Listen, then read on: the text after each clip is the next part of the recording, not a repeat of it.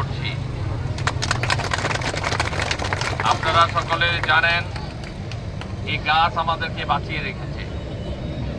গাছ হলো, গাছ থেকে যে অক্সিজেন বের হয় সেই অক্সিজেন গ্রহণ করে আমরা বেঁচে থাকি। আমরা যদি সবার আঙ্গিনাতে একটি দুটি করে গাছ লাগাই, তাহলে আমরা 5 বছরের আগেই আমাদের প্রিয় নেতা, আজকের প্রধানমন্ত্রী তারেক রহমানের যে অঙ্গীকার করেছেন সেই অঙ্গীকার বাস্তবায়িত হবে। আমি রোড সাইড হাইওয়েজের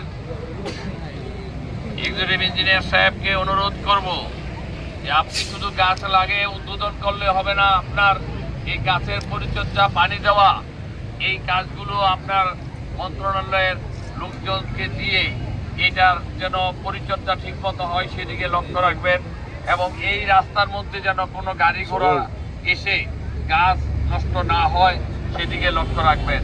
এবং এই ফিলিং স্টেশনকে বলবেন যে ওনারা যেন সময় পেলে গাছে একটু করে পানি দেয়, কারণ এই ফিলিং স্টেশনের একটা সৌন্দর্য।